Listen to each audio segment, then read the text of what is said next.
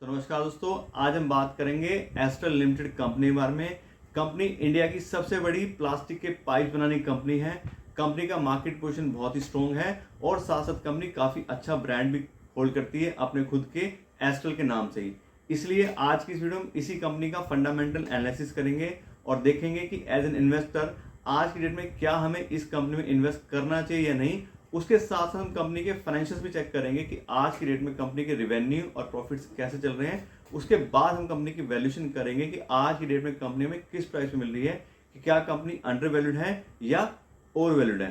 दोस्तों, अगर हम बात करें एस्ट्रल लिमिटेड की तो कंपनी मेनली दो बिजनेस सेगमेंट में काम करती है। पहला है पाइपिंग डिवीजन और दूसरा है एडिसिव्स डिवीजन। अगर हम बात करें पाइपिंग डिवीजन की तो कंपनी का मेन काम पाइप्स बनाने का, जैसे हमने बात की थी, और यहाँ से कंपनी को 77% का रेवेन्यू आता है और क्लियरली मार्केट लीडर है इंडिया के अंदर इस सेगमेंट के अंदर कंपनी। यहाँ बात करें तो कंपनी काफ़ी सारे अलग अलग टाइप के पाइप्स बनाती है, यूपीवीसी, पीवीसी और अलग अलग इंडस्ट्रीज के हिसाब से बनाती है, जैसे कि प्लम्बिंग के लिए, सीवरेज के लिए, एग्रीकल्चर के लिए और दूसरी इंडस्ट्रीज के, और साथ साथ उससे रिलेटेड प्रोडक्ट भी बनाती है और काफ़ी अच्छा होल्ड है मार्केट का अपने ब्रांड के साथ में। इसके बाद बात करें तो 2021 में इसी सेगमेंट के अंदर कंपनी ने वाटर टैंक भी बनाना शुरू कर दिया है और उसकी भी काफ़ी अच्छी पकड़ कंपनी की जो है मार्केट में आ गई है। तो यहाँ देखें तो जितने भी कंपनी के रिवेन्यूज हैं उसके हिसाब से बिल्कुल क्लियर देख रहे हैं कि जो कंपनी का मेन बिजनेस है वो पाइपिंग बनाने का ही है और मार्केट कहें तो लीडर में से एक आज में कंपनी है। उसके बाद करें कंपनी के एडिसिव डिवीजन की तो यहाँ से कंपनी को 23% आता है और इसके अंदर कंपनी काफ़ी सारे अलग अलग टाइप के प्रोडक्ट्स बनाती है। इसकी कंपनी इपॉक्सी एडिसिव्स और पुट्टी बनाती है। उसके अलावा सिलिकॉन सीलेंट्स कंपनी बनाती है। कंस्ट्रक्शन के जो केमिकल्स होते हैं वो कंपनी बनाती है। सॉल्वेंट सीमेंट्स कंपनी यहाँ पे बनाती है और साथ में बहुत सारी अलग टाइप की टेप्स और उससे रिलेटेड प्रोडक्ट्स भी कंपनी इस सेगमेंट के अंदर बनाती है। और इस सेगमेंट में एंट्री करने के लिए कंपनी ने मेनली दो कंपनी को एक्वायर किया था। उसके बाद कंपनी एडिसिव के बिजनेस में आई है। उसमें पहली है रेसिनोवा केमी लिमिटेड और दूसरी है सीलिट सर्विसेज। अगर हम बात करें रेसिनोवा की तो रेसिनोवा इंडियन कंपनी है, इंडिया में सिचुएटेड है, और दूसरी जो सीलिट है ये यूके कंपनी है। इसका सारा बिजनेस यूके और यूएसए में है और वहाँ पे काफ़ी अच्छी पोजीशन इस कंपनी की भी है। इसके बाद में अपनी इंटरनेशनल प्रेजेंस की तो अभी कंपनी के मेनली तीन कंट्रीज में है वो मैन्युफैक्चरिंग प्रेजेंस है, इंडिया में, यूके में और यूएसए में। जो सीलिट है उसके थ्रू कंपनी यूके और यूएसए में मैन्युफैक्चरिंग करती है। उसके बाद करें कंपनी की एक्सपोर्ट प्रेजेंस की तो एक्सपोर्ट प्रेजेंस में कंपनी उसमें 25 कंट्रीज हैं जहाँ पे कंपनी अपना माल एक्सपोर्ट करती है और कंपनी को अच्छे खासे रेवेन्यू एक्सपोर्ट से भी आने शुरू हो गए हैं। 2022 का जो फाइनेंशियल था उसके अंदर कंपनी के जो टोटल रेवेन्यू थे उसके 9% रेवेन्यू कंपनी को एक्सपोर्ट्स की मार्केट से आए थे और ये भी काफ़ी अच्छा नंबर है। इसके बाद करें कंपनी की मैन्युफैक्चरिंग कैपेबिलिटीज़ की तो कंपनी में काफ़ी स्ट्रॉन्ग मैन्युफैक्चरिंग कैपेबिलिटीज़ हैं। अगर हम बात करें कंपनी के पाइप्स डिवीजन की तो पाइप्स बनाने के अनुभव में 2,75,000 मिलियन टन्स पर एनएम की बहुत ही स्ट्रॉन्ग कैपेसिटी है। उसके अलावा एडिसिव्स बनाने की 96,000 मिलियन टन्स पर एनएम की कैपेसिटी है और ये भी ठीक ठाक है। इसके बाद बात करें कंपनी की मैन्युफैक्चरिंग कैपेबिलिटीज़ की तो कंपनी के पास में 18 फैसिलिटीज़ हैं इंडिया और फॉरेन कंट्रीज मिला के जहाँ पे कंपनी अपना प्रोडक्शन करती है और ये फैसिलिटीज़ इंडिया, यूके और यूएसए इन जगह पे सब जगह लोकेशन इनकी है। तो साथ में देखें तो कंपनी की मैन्युफैक्चरिंग कैपेबिलिटीज़ भी काफ़ी अच्छी हैं। इसके बाद की कंपनी के डिस्ट्रीब्यूशन नेटवर्क की तो कंपनी से एक स्ट्रॉन्ग डिस्ट्रीब्यूशन नेटवर्क अवेलेबल है क्योंकि तो कंपनी के प्रोडक्ट्स देखें तो पूरे पैन इंडिया में इनकी अवेलेबिलिटी है। साथ साथ हम बात करें नंबर्स की तो कंपनी के पास में लगभग 2500 के आसपास डिस्ट्रीब्यूटर्स हैं और 1,80,000 कंपनी में डीलर्स हैं across India and foreign countries जो कंपनी का माल बेचने में उसकी हेल्प करते हैं। तो कंपनी काफ़ी, अगर हम बात करें तो स्ट्रॉन्ग डिस्ट्रीब्यूटर यहाँ पे हमें दिखाई दे रहा है। इसके बाद में कंपनी के न्यू बिजनेस इनिशिएटिव्स की तो अभी कंपनी ने 2021 में अनाउंस किया था कि अब कंपनी सैनिटरी वेयर के बिजनेस में भी आ गई है। और हम बात करें सैनिटरी वेयर के बिजनेस की तो सैनिटरी वेयर की मार्केट जो है वो 15,000 करोड़ रुपए की मार्केट है और ये कंपनी भी उस मार्केट का फायदा उठा के उसमें एंटर करना चाह रही है और उसके लिए कंपनी ने 2021 से ही अपने ऑपरेशन भी स्टार्ट कर दिए हैं। उसके बाद करें दूसरे बिजनेस इनिशिएटिव की तो दूसरा है पेंट्स और 2022 में कंपनी ने जो है jam paints private limited company में 51 स्टेक जो एक्वायर कर लिया है और इस कंपनी के थ्रू जो है अब कंपनी पेंट्स की इंडस्ट्री में आ गई है। और हम बात करें जैम पेंट्स प्राइवेट लिमिटेड की तो ये कंपनी 1980 में स्टार्ट हुई थी और कंपनी का जो मेन बिजनेस है वो साउथ इंडिया के अंदर है और कंपनी डेकोरेटिव पेंट्स और इंडस्ट्रियल पेंट्स भी बनाती है। अब हम बात करें कंपनी की न्यू बिजनेस इनिशिएटिव की जैसे तो क्या हुआ है, कंपनी ऑलरेडी पाइप बेचती है तो उससे रिलेटेड ही प्रोडक्ट्स हैं सारे सारे, सैनिटरी वेयर के भी और पेंट्स के भी। तो एक तरीके से कंपनी एक जिस डीलर के थ्रू पहले से अपने पाइप्स बेची थी, उसी डीलर के पास में कंपनी अपने नए वाले प्रोडक्ट्स भी रखवा देगी। तो कंपनी का जो ऑलरेडी एग्जिस्टिंग डिस्ट्रीब्यूशन नेटवर्क है, सारी चीजें हैं, उसको कंपनी और अपने नए प्रोडक्ट्स और नए बिजनेस इनिशिएटिव के लिए काफी अच्छे से यूज कर सकती है। और ये भी कंपनी काफी अच्छा इनिशिएटिव यहाँ पे है।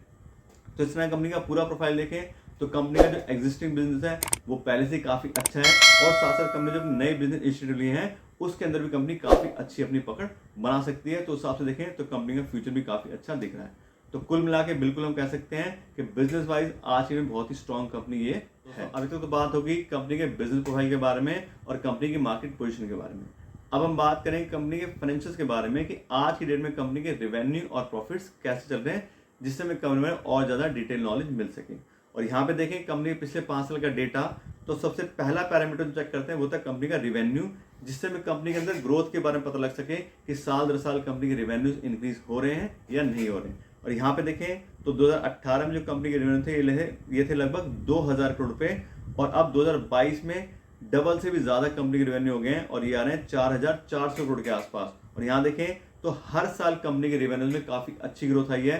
तो इससे हमें बिल्कुल क्लियर दिखाई दे रहा है कि कंपनी की मार्केट पोजीशन अच्छी है और साथ साथ कंपनी अपने बिजनेस को भी अच्छे से हैंडल कर रही है, इसलिए हर साल कंपनी के रेवेन्यू जो है वो इंक्रीज हो रहे हैं। इसके अलावा हम बात करें कंपनी के सेल्स ग्रोथ या रेवेन्यू ग्रोथ के CAGR की, तो पिछले 5 साल में कंपनी ने 18% के बहुत ही अच्छे CAGR से अपनी ग्रोथ दिखाई है। तो काफी अच्छी कंपनी आज की डेट में दिखाई दे रही है। इसका बात करें अगले पैरामीटर की, तो अगला हमारा पैरामीटर है ऑपरेटिंग प्रॉफिट मार्जिन। और यहाँ पे देखें तो पिछले 5 साल से कंपनी काफी healthy operating profit margin maintain कर पा रही है, 15% 17% के आसपास। और बात करें इंडस्ट्री की, तो इंडस्ट्री के हिसाब से काफी अच्छा ऑपरेटिंग प्रॉफिट मार्जिन ये है। और इससे हमें कंपनी के बारे में यही पता लगता है कि कंपनी अच्छा ऑपरेटिंग प्रॉफिट मार्जिन मेंटेन कर पा रही है। इसका मतलब ये है कि कंपनी अपने जो भी रॉ मटेरियल हैं उनको काफी अच्छे दामों पे, सस्ते दामों पे खरीदती है, साथ साथ अपनी प्रोडक्शन कॉस्ट को भी कंपनी अच्छे से मैनेज कर रही है, इसीलिए कंपनी में काफी अच्छे ऑपरेटिंग प्रॉफिट मार्जिन आ रहे हैं।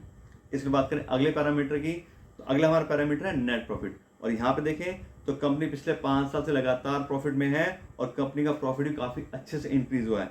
2018 में कंपनी के रेवेन्यू थे 176 करोड़ रुपए और 2022 में बढ़ के लगभग 500 करोड़ के आसपास हो गए हैं। और कंपनी ने अपनी जो सेल्स में इंक्रीमेंट दिखाया है, जो ग्रोथ दिखाई है, उसका पूरा फायदा कंपनी ने अपने प्रॉफिट्स में लिया है और सेल्स को कंपनी प्रॉफिट में भी कन्वर्ट कर पाई है। इसके बाद बात करें कंपनी के प्रॉफिट ग्रोथ के CAGR की, तो कंपनी ने बहुत ही जबरदस्त 27% के CAGR से पिछले 5 साल में ग्रोथ दिखाई है। और ये बहुत ही अच्छा नंबर है कि कंपनी अच्छे से अपने रेवेन्यू के साथ साथ प्रॉफिट भी इंक्रीज कर पा रही है। इसके बाद अगले पैरामीटर की, तो अगला हमारा पैरामीटर है डिविडेंड पे आउट परसेंटेज। और यहाँ देखें तो पिछले 5 साल से लगातार हर साल कंपनी ने डिविडेंड पे तो जरूर किए हैं, लेकिन बहुत ही नॉमिनल से 4%, 6%, और पिछले 2 साल से 10-12% का रेवेन्यू दिया है। तो बहुत ज्यादा कंपनी अभी डिविडेंड जो है वो पे नहीं कर रही है। इसके बाद में अगले पैरामीटर की, तो अगला हमारा पैरामीटर है डेट बाय इक्विटी रेशो। और डेट बाय इक्विटी रेशो से हमें ये पता लगता है कि कंपनी जो भी बिजनेस कर रही है उसमें कंपनी ने खुद का कितना पैसा इन्वेस्ट किया है और लोन लेके कितना बिजनेस कर रही है। और कोई भी कंपनी ज्यादा लोन लेती है तो उतना ज्यादा उसको इंटरेस्ट का बर्डन आता है, उस कंपनी इन्वेस्ट करने पे रिस्क बढ़ जाता है कि टाइम पर कंपनी इंटरेस्ट पेमेंट नहीं कर पाई या रीपेमेंट नहीं कर पाई तो बहुत ज्यादा प्रॉब्लम कंपनी आ जाती है। लेकिन यहाँ बात करें एस्ट्रल की, तो उसका डेट बाय इक्विटी आ रहा है 0.04, यानी कंपनी कोई खास डेट लिया ही नहीं है। 100 रुपए के सिर्फ 4 रुपए का जो है वो डेट लिया है और कोई खास डेट नहीं है, तो इसलिए कंपनी को ना कोई इंटरेस्ट की या डेट के रीपेमेंट की जल्दी से कोई प्रॉब्लम आएगी। और ये बहुत स्ट्रॉन्ग पॉइंट है कंपनी का कि कंपनी सारा अपना पैसा लगा के बिजनेस कर रही है। इसके बाद में अगले पैरामीटर की, तो अगला हमारा पैरामीटर है रिटर्न ऑन इक्विटी। और रिटर्न ऑन इक्विटी से हमें ये पता लगता है कि एज एन इन्वेस्टर जो लोग अपना पैसा कंपनी से इन्वेस्ट करते हैं उनके पैसे में कंपनी कितना रिटर्न जनरेट कर पा रही है। और यहाँ पे देखें तो लास्ट ईयर कंपनी का रिटर्न ऑन इक्विटी आया 23% का, और ये काफी अच्छा नंबर है क्योंकि 15% या उससे ज्यादा किसी भी कंपनी का अगर रिटर्न ऑन इक्विटी होता है तो काफी अच्छी कंपनी माना जाता है। इसका 23% आ रहा है तो काफी अच्छा नंबर है। इससे भी हमें क्लियरली यह पता लगता है कि कंपनी अपने इन्वेस्टर्स के पैसे को काफी अच्छे से यूज कर पा रही है और अच्छी रिटर्न उसके ऊपर जनरेट कर पा रही है। दूसरी बात, ये तो लास्ट ईयर का रिटर्न ऑन इक्विटी है, अगर पिछले 5 साल के हम रिटर्न ऑन इक्विटी देखते हैं तो उसका भी 21% का नंबर है। और ये भी काफी अच्छा है कि कंपनी साल दर साल काफी अच्छे से अपने इन्वेस्टर के पैसे के ऊपर रिटर्न जनरेट कर पा रही है।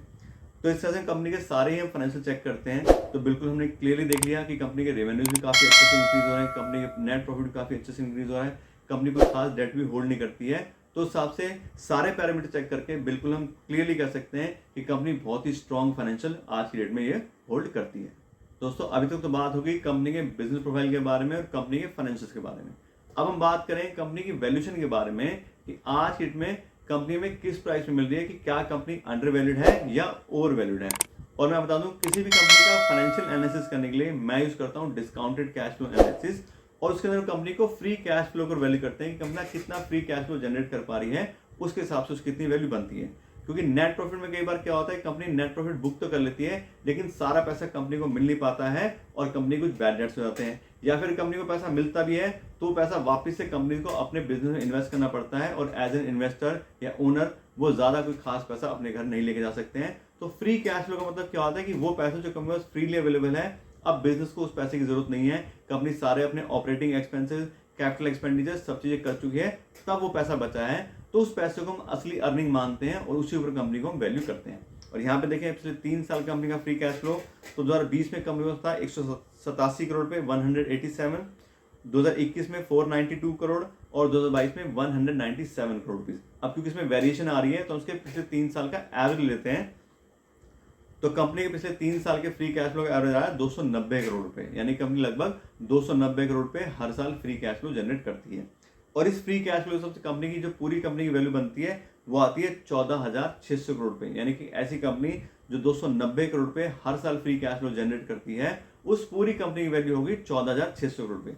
अब इसको हम पर शेयर हिसाब निकालते हैं तो आती है 727 रुपए, यानी कि अगर हम 727 रुपए पर शेयर हिसाब से आज की डेट में एस्ट्रल लिमिटेड कंपनी में इन्वेस्ट करते हैं, तो हम कंपनी को फेयर प्राइस पे खरीदेंगे कि ठीक है कंपनी इतना कैश जनरेट करती है तो इतना उसका प्राइस बनता है। लेकिन जैसे हम हमेशा बात करते हैं, अगर किसी भी कंपनी को हम फेयर प्राइस पे या फिर हम उसको प्रीमियम दे खरीदेंगे तो हमारा रिस्क काफी ज्यादा इंक्रीज हो जाता है, क्योंकि जो भी हमने डेटा चेक किया वो सब क्या पास्ट रिकॉर्ड है, जो भी हमने कंपनी के फ्री कैश फ्लो चेक किए वो भी सब पास्ट रिकॉर्ड है। हो सकता है फ्यूचर में कंपनी ऐसा परफॉर्म करे या ना करे, तो उसके लिए हमें हमेशा अपना जो रिस्क है उसको मैनेज करके चलना चाहिए, और उसके लिए हम यूज करते हैं मार्जिन ऑफ सेफ्टी का कॉन्सेप्ट। मार्जिन ऑफ सेफ्टी का मतलब होता है कि जो भी कंपनी का फेयर प्राइस है उसके 50% में कंपनी को खरीदने की कोशिश करनी चाहिए, जिसमें अपने जो भी आने वाले रिस्क है उसको अच्छे से मैनेज कर सकें।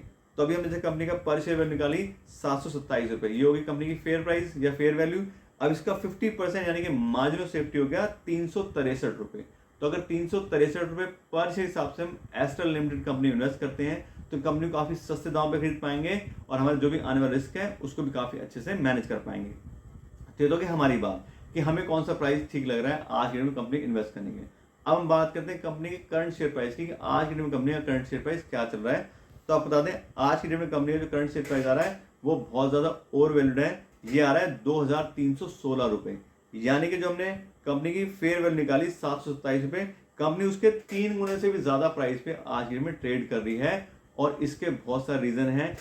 एक तो पहली बात ये होगी कंपनी हाईली ओवर वैल्यूड है, और ओवर वैल्यूड क्यों है, क्योंकि हमें ही पता नहीं है, सब लोगों को पता है कि कंपनी अच्छी है, कंपनी का बिजनेस काफी स्ट्रॉन्ग है और कंपनी का फ्यूचर भी काफी अच्छा है। तो इसलिए एफआईज डीआई सब ने इन कंपनी में इन्वेस्ट किया हुआ है और कंपनी काफी हाई डिमांड में है, इसलिए कंपनी का प्राइस इतना ज्यादा ओवर वैल्यूड चल रहा है। लेकिन बात वही है कि अगर हम इस कंपनी में इन्वेस्ट करना चाह रहे हैं तो हमें अभी सही समय नहीं है मेरे हिसाब से इस कंपनी इन्वेस्ट करने का, और बाकी आप अपने हिसाब से डिसीजन ले सकते हैं कि आपको कौन सा प्राइस ठीक लग रहा है, या आपने जो भी अगर पास कोई एडवाइजर है आप उससे पूछ सकते हैं।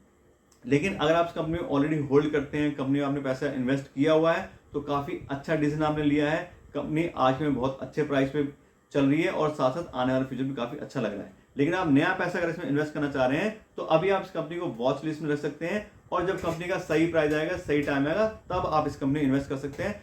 अदरवाइज और भी बहुत सारी कंपनीज हैं जिसमें आप इन्वेस्ट कर सकते हैं जो आज की डेट में फेयर प्राइस पे या मार्जिन सेफ्टी मिल रही है, तो उन कंपनीज को भी आप चेक कर सकते हैं। लेकिन देखें तो कंपनी का बिजनेस बहुत अच्छा है, कंपनी के फाइनेंशियल बहुत स्ट्रांग है, लेकिन वैल्यूएशन हाई आ रही है। अगर बात करें वैल्यूएशन की तो शेयर मार्केट ऊपर नीचे होती रहती है, तो अगर हम थोड़ा सा वेट करेंगे तो हमें कंपनी काफी सस्ते दामों पे भी मिल सकती है। तो इस तरह से कंपनी के बारे में आपको डिटेल नॉलेज दे दी है। आशा करते हैं आपको वीडियो अच्छी लगी होगी। अगर आपको वीडियो अच्छी लगी हो तो उसको लाइक और शेयर जरूर कीजिएगा, और साथ साथ मेरे चैनल को सब्सक्राइब कर लीजिएगा। Thank you so much.